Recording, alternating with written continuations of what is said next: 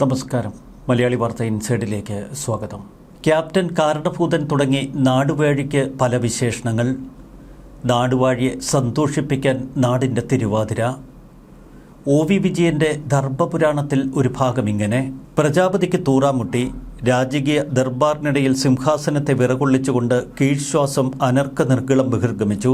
പുറത്തേക്ക് വമിച്ച ദുർഗന്ധത്താൽ ദർബാറിലിരുന്ന പൗരപ്രമുഖരുടെയും സജീവോത്തമന്മാരുടെയും സേനാനായകൻ്റെയും മനം പുരട്ടി.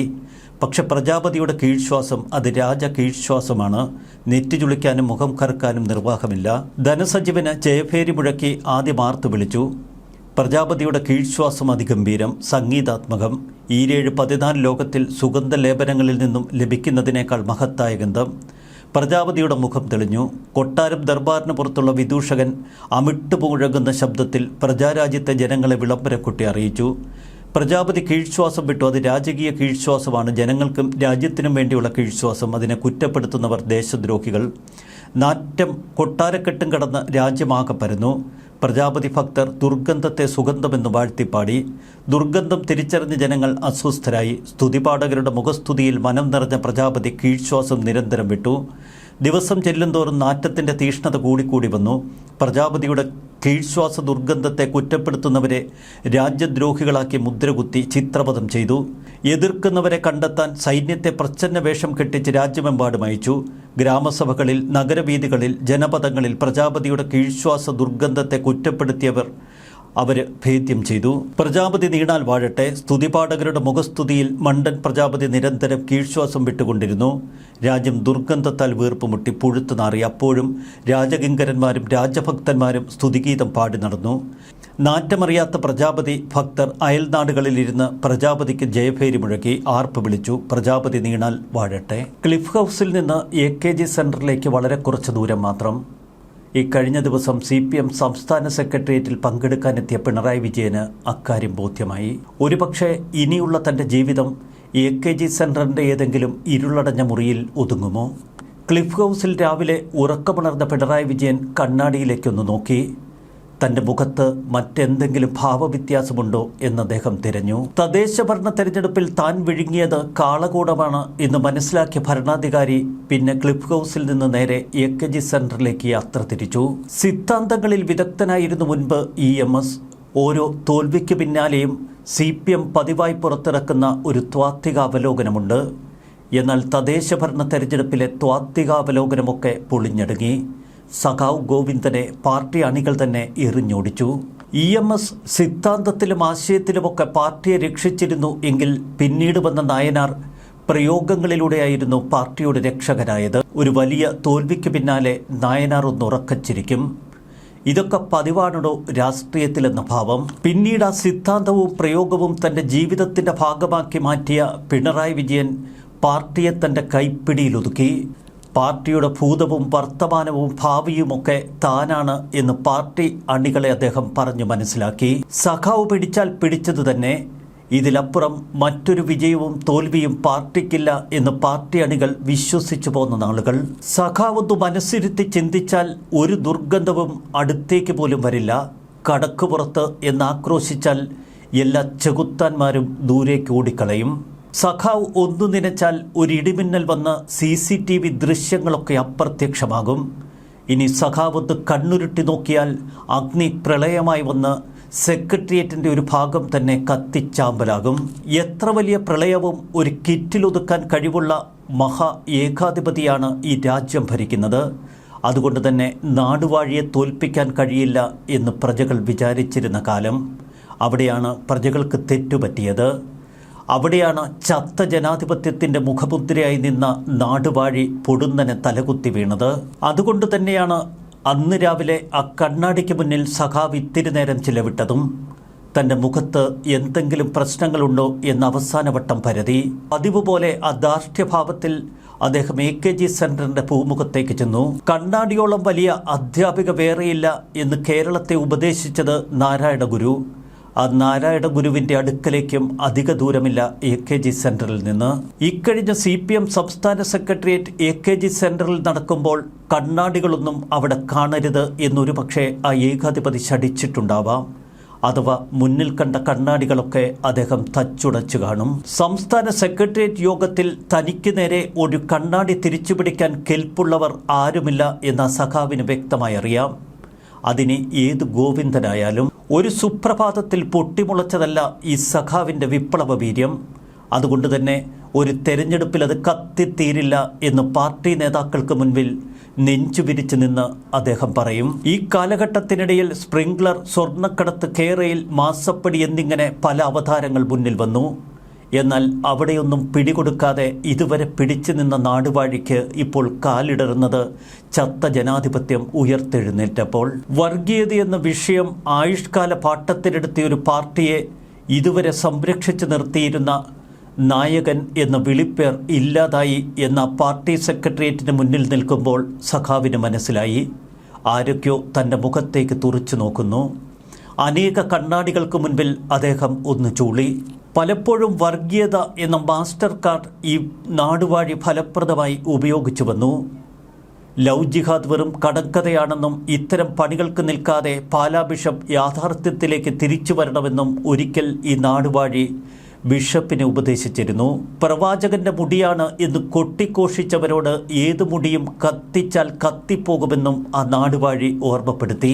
ശബരിമല വിഷയത്തിൽ സുപ്രീം കോടതി വിധി പുറത്തു വന്നപ്പോൾ അദ്ദേഹം സ്വീകരിച്ച നിലപാടും മറ്റൊന്നായിരുന്നില്ല. വർഗീയതയ്ക്കെതിരെ നട്ടെല്ലുയർത്തി നിൽക്കുന്ന നേതാവിനെ അതുകൊണ്ട് തന്നെ അന്തംകമ്മികൾ അനുഗമിച്ചു. 2021 മെയ് 2 ആ നാടുവാഴി ഒരിക്കലും മറക്കില്ല. തുടർച്ചയായി 2ാം തവണയും കേരളത്തിൻ്റെ ഭരണം നിലനിർത്തുമ്പോൾ അങ്ങ് ബംഗാളിൽ തകർന്നടിഞ്ഞ ഒരു കമ്മ്യൂണിസ്റ്റ് ചരിത്രം അദ്ദേഹം ഓർമ്മിപ്പിച്ചു. സ്വാതന്ത്ര്യത്തിന് ശേഷം നടന്ന തെരഞ്ഞെടുപ്പുകളിൽ ഒരംഗത്തെ പോലും ജയിപ്പിക്കാൻ കഴിയാതെ തകർന്നടിഞ്ഞു നിൽക്കുന്ന CPM പാർട്ടിയുടെ മുന്നിൽ ബംഗാൾ ഒരു ചോദ്യചിഹ്നമായി മാറിയ ദിവസം. ബംഗാൾ മുഴുവൻ നമ്മൾ കേട്ടത് കൺസൾട്ടന്റ് എന്ന പേരാണ്. അതേ പേരുകൾ പിന്നീട് ശശിധരൻ കർത്തയെ പോലുള്ളവർ ആവർത്തിച്ചപ്പോൾ പിണറായി വിജയന്റെ ക്ലിപ്പ് ഹൗസിലേക്ക് ചിലർ വിരൽ ചൂണ്ടി. കേരളത്തിനും ബംഗാളിനുമിടയിലുള്ള ദൂരം കുറയുകയാണ് എന്ന് ചിലർ ഓർമ്മപ്പെടുത്തിയിരുന്നു ആ നാടുവാഴിയെ. ഒടുവിലിത CPM സംസ്ഥാന സെക്രട്ടേറിയറ്റിൽ ആ പഴയ നായകമുഖങ്ങൾ തെളിഞ്ഞു വന്നു. ഒരുപാട് കണ്ണാടികൾ തനിക്ക് നേരെ പലതും വിളിച്ചു പറഞ്ഞു. അധികാരമല്ല, പാർട്ടിയുടെ നയവും നിലപാടുകളുമാണ് പ്രധാനമെന്ന് ചിലർ ഓർമ്മപ്പെടുത്തി. CPM എന്ന പാർട്ടിയുടെ തിരിച്ചുവരവിനാണ് ഇക്കഴിഞ്ഞ CPM സംസ്ഥാന സെക്രട്ടേറിയറ്റ് സാക്ഷ്യം വഹിച്ചത് എന്ന് ചിലർ വിശദീകരിക്കുന്നു. റിട്ടേൺ ഓഫ് ദി സ്റ്റേറ്റ് എന്നൊക്കെ പറയുന്നത് പോലെ റിട്ടേൺ ഓഫ് ദ പാർട്ടി. ഇതുവരെ CPM എന്ന പാർട്ടി മുഖ്യമന്ത്രിയുടെ ഓഫീസിൽ കെട്ടിയിട്ടിരിക്കുന്ന വെറും മിണ്ടാപ്രാണി മാത്രമായിരുന്നു. മുഖ്യമന്ത്രിയുടെ ഓഫീസ് നേരിട്ടാണ് ഇതുവരെ CPM എന്ന പാർട്ടിയെ നിയന്ത്രിച്ചിരുന്നത് എങ്കിൽ കളവും കളിയും ഒന്ന് മാറുകയാണ് എന്ന് പാർട്ടി നേതാക്കൾ ഓർമ്മപ്പെടുത്തി. പാർട്ടിക്കും മേലെ വളർന്ന പിണറായി വിജയനെ ചിലർ തിരുത്തുകയാണ് എന്ന് മാധ്യമങ്ങൾ തുറന്നെഴുതുന്നു. 1998 മുതൽ 2015 വരെ നീണ്ട 17 വർഷം പാർട്ടിയുടെ സംസ്ഥാന സെക്രട്ടറി പദവി വഹിച്ച അതേ നായകൻ തന്നെയാണ് ഇപ്പോൾ ചോദ്യങ്ങൾക്ക് വിധേയനാകുന്നത്. 2016 കേരളത്തിൻ്റെ ഭരണകൂടത്തിൻ്റെ തലപ്പത്തേക്ക് അദ്ദേഹം നടന്നു കയറുമ്പോൾ ഇതൊരു പുതുചരിത്രമാകുമെന്ന് പാർട്ടി അണികൾ വിശ്വസിച്ചു. 2018 തൃശ്ശൂരിൽ നടന്ന CPM സംസ്ഥാന സമ്മേളനത്തോടെ പിണറായി വിജയൻ പാർട്ടിയിലും ഭരണത്തിലും ഒരുപോലെ ശക്തനായി മാറി. അന്നത്തെ പാർട്ടി സംസ്ഥാന സെക്രട്ടറി കോടിയേരി ബാലകൃഷ്ണൻ 2018 തൃശ്ശൂരിൽ വെച്ച് അന്നത്തെ പാർട്ടി സംസ്ഥാന സെക്രട്ടേറിയറ്റിൽ ഒരു പ്രഖ്യാപനം നടത്തി. CPMൽ ഇനി വിഭാഗീയതയില്ല. VS അച്യുതാനന്ദനെ വെട്ടിനിരത്തിയ അഹങ്കാരത്തിലായിരുന്നു അന്ന് കോടിയേരിയുടെ ഈ പ്രഖ്യാപനം. പിന്നീട് കേരളം കണ്ടത് ഭരണത്തിലും CPMലും പിണറായിസം എന്ന മാരക നീരാളിപ്പിടുത്തം. അതിൽ നിന്ന് രക്ഷപ്പെട്ട് കുതറിയോടാൻ സാക്ഷാൽ കോടിയേരിക്ക് പോലും കഴിഞ്ഞിരുന്നില്ല. അതേ വർഷം തന്നെ നവ ലിബറൽ സിദ്ധാന്തങ്ങളിലേക്ക് പിണറായി വിജയൻ ചുവടുവച്ചു. ഗീത ഗോപിനാഥിനെ തൻ്റെ മുഖ്യ ഉപദേഷ്ടാവായി നിയമിച്ചപ്പോൾ ചില അന്തംകമ്മികൾ പൊറുപൊറുത്തു. പാർട്ടി ജനറൽ സെക്രട്ടറി സീതാറാം യെച്ചൂരിക്കും മറ്റു പാർട്ടി സഹയാത്രികർക്കുമൊക്കെ മുറുമുറുക്കാനല്ലാതെ മറ്റെന്തിനു കഴിയും? പിണറായി വിജയൻ എന്ന സർവാധികാരിക്ക് മുന്നിൽ തളർന്നു നിന്ന CPM പ്രകാശ് കാരാട്ടിനെ പോലെ ചിലരുടെ പിന്തുണയും കണ്ടു ഭയന്നു. പിന്നീട് എത്രയെത്ര വിവാദങ്ങളിലൂടെയാണ് ആ നായകൻ കടന്നുപോയത്. COVID-19 മറപിടിച്ച് സ്പ്രിംഗ്ലർ എന്ന വിവാദം, വിദ്യാർത്ഥികളായ അലൻ താഹമാർ UAPA ചുമത്തപ്പെട്ട് ജയിലിലടയ്ക്കപ്പെട്ട കാലഘട്ടം, അടിമക്കണ്ണുകൾക്ക് ഒന്നും ചോദ്യം ചെയ്യാൻ കഴിയുമായിരുന്നില്ല. പോലീസ് വകുപ്പിന് മുന്നിൽ പാർട്ടി വെറും നോക്കുകുത്തികളാണ് എന്ന് ജില്ലാ സെക്രട്ടേറിയറ്റുകളിൽ നിന്ന് മുറുമുറുപ്പുയർന്നു. എന്നാൽ അതിനെയെല്ലാം നിഷ്കരണം അടിച്ചമർത്തിയുള്ള നാടുവാഴിയുടെ പ്രയാണം. സ്വർണ്ണക്കടത്തും ലൈഫ് മിഷൻ വിവാദവും മയക്കുമരുന്ന് കേസുമൊക്കെയായി പാർട്ടി കൂടുതൽ ചുഴികളിലേക്ക് വീഴുമ്പോൾ ഏകാധിപതിയിൽ അവർ കൂടുതൽ വിശ്വസിച്ചു. 2021 തെരഞ്ഞെടുപ്പ് ഫലം തന്നെയായിരുന്നു അതിന് മുഖ്യ കാരണം. ഇന്ത്യയിൽ പാർട്ടിക്ക് അവശേഷിക്കുന്ന തുരുത്ത് ഈ കനൽ കെട്ടുപോയാൽ പിന്നെ CPM ഇന്ത്യയിൽ ഉണ്ടാകില്ല എന്ന് ഓർമ്മപ്പെടുത്തൽ പിണറായിസത്തിന് കൂടുതൽ ബലം പകർന്നു. ആത്മവിമർശനം പൂർണ്ണമായി അന്യം നിന്നതോടെ പാർട്ടി വെറുമൊരു പൊള്ളയായ ചട്ടക്കൂടിലേക്ക് മാറി. വിമർശനങ്ങളെ നേരിടാൻ IT നിയമങ്ങൾ ഉൾപ്പെടെ ഭേദഗതി ചെയ്തുകൊണ്ടിറങ്ങുന്ന പിണറായി മറുവശത്ത് വിമർശകരെ പോലീസിനെ ഉപയോഗിച്ച് കൽത്തുറുങ്കിലടയ്ക്കുന്ന മറ്റൊരു കാഴ്ച. വ്യക്തികൾ തുടർച്ചയായി അധികാരം കൈയാളുന്നത് നല്ലതല്ല എന്ന ചിന്തയിലാണ് അമേരിക്കൻ പ്രസിഡന്റ് സ്ഥാനത്തേക്ക് ഒരു വ്യക്തിക്ക് 2 വട്ടം മാത്രമേ തുടരാനാവൂ എന്ന നിയമമുണ്ടായത്. വിജയിക്കുന്നവരുടെ ചരിത്രമെന്നാൽ പരാജിതരുടെ കൂടി ചരിത്രമാണ്. അധികാരത്തിന്റെ ആസക്തിയും ലഹരിയും നുഴഞ്ഞതിന് ശേഷം അത് വേണ്ടെന്ന് വെക്കുക ചില്ലറക്കാര്യമല്ല. 2006 5-ാം വട്ടം തമിഴക മുഖ്യമന്ത്രിയാകുമ്പോൾ കലൈഞ്ചർ കരുണാനിധിക്ക് 82 വയസ്സ്. ഇടക്കാലത്ത് മകൻ MK സ്റ്റാലിനായ കസേര ഒഴിഞ്ഞുകൊടുക്കുമെന്ന് ഇന്ത്യ വിശ്വസിച്ചു. എന്നാൽ യയാതിയെ പോലെ മകനിൽ നിന്ന് യൗവനം ആവശ്യപ്പെടുന്ന കലൈഞ്ചർ കരുണാനിധിയെ അന്ന് ലോകം കണ്ടു. അധികാരവും അധികാരത്തിന്റെ ലഹരിയും അതിൻ്റെ തീവ്രവും ആഴമാർത്തതുമായ ആ ഒഴുക്കിൽ നിന്ന് രക്ഷപ്പെടുക ചിലർക്ക് എളുപ്പമല്ല. അതുകൊണ്ട് തന്നെ 3-ാം വട്ടവും കേരളം പിടിക്കാനിറങ്ങിയ CPMന് മുന്നിൽ ആരാവും അടുത്ത മുഖ്യമന്ത്രി എന്ന ചോദ്യത്തിന് അവർക്കൊരൊറ്റ ഉത്തരം മാത്രം. CPMന്റെ ഏറ്റവും കരുത്തുറ്റ യൂണിറ്റ് കേരളത്തിലാണ് എന്ന് ഉദ്ഘാടന പ്രസംഗത്തിൽ പോളിറ്റ് ബ്യൂറോ അംഗം പ്രകാശ് കാരാട്ട് ഓർമ്മപ്പെടുത്തിയതും ഈ വസ്തുത മനസ്സിൽ വെച്ച് 2022 കണ്ണൂരിൽ നടന്ന CPM പാർട്ടി കോൺഗ്രസിൽ നേതാക്കൾക്ക് മത്സരിക്കാൻ ഒരു പ്രായപരിധി കൊണ്ടുവന്നു. 75 വയസ്സ് പൂർത്തിയാക്കുന്നവർ യുവതലമുറയ്ക്ക് വഴിമാറി കൊടുക്കണം. എന്നാൽ അന്ന് 77 വയസ്സുണ്ടായിരുന്ന പിണറായി വിജയന് പ്രത്യേക ഇളവ് പാർട്ടി അനുവദിക്കുന്നു. 2026 നിയമസഭാ തെരഞ്ഞെടുപ്പിൽ മുഖ്യമന്ത്രി പിണറായി വിജയനാകുന്നത് 81 വയസ്സ്. മുഖ്യമന്ത്രിയുടെ ഓഫീസ് പാർട്ടിക്ക് മുകളിൽ വളർന്ന ഈ കാലഘട്ടത്തിൽ നമ്മൾ പലതും കേട്ടു. കിഫ്ബി റോഡുകൾക്ക് ടോൾ അടയ്ക്കുക, മുഴുവൻ ജനവിഭാഗങ്ങൾക്കും യൂസർ ഫീ ഏർപ്പെടുത്തുക തുടങ്ങി ഏറ്റവും ശക്തമായ മുതലാളിത്ത വാദങ്ങൾ. ഒരു സംഘം വ്യവസായികൾ ഭരണത്തിന്റെ നിയന്ത്രണം ഏറ്റെടുത്ത കാഴ്ചയാണ് നമുക്ക് മുന്നിൽ. മറുവശത്ത് ദുബായ് കേന്ദ്രീകരിച്ച് കേരളം നിയന്ത്രിക്കുന്ന മറ്റൊരു മാഫിയ സംഘം. പലപ്പോഴും അധികാരം മത്തുപിടിപ്പിക്കുമ്പോൾ നർമ്മബോധം നഷ്ടപ്പെട്ട നായകരെയാണ് നമ്മൾ കണ്ടെത്തുക. ഒന്നു പറഞ്ഞാൽ മറ്റൊന്നിനവർ കടാരയും വാളും തൂക്കും കയ്യിലെടുക്കും. ബനാന റിപ്പബ്ലിക്കുകൾ സ്ഥാപിച്ചുകൊണ്ട് ഞാനാണ് നിയമമെന്നവർ പ്രഖ്യാപിക്കും. ചുറ്റും ലഹരിയിൽ താന്ന് കൗമാരം അസ്തമിക്കുമ്പോഴും ആ നാടുവാഴികൾ പറഞ്ഞുകൊണ്ടിരിക്കും. പിണറായിക്ക് പകരം വയ്ക്കാൻ CPMൽ മറ്റൊരു മുഖമില്ല എന്നുറക്കെ പറയുന്നവർ ജനാധിപത്യത്തിന്റെ അന്തസത്ത ചോദ്യം ചെയ്യുന്നവരാണ്. വ്യക്തികൾ പാർട്ടിക്ക് മുകളിലെത്തുമ്പോൾ 3 കാര്യങ്ങൾ സംഭവിക്കും.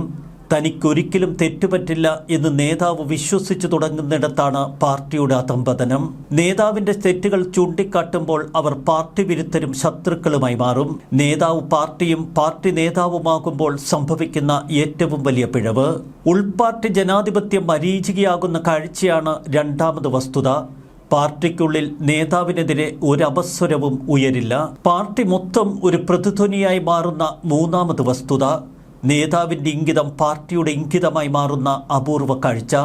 വളർച്ചയുടെ മാനദണ്ഡം നേതാവിനോടുള്ള കൂറും വിധേയത്വവുമാകുന്നു.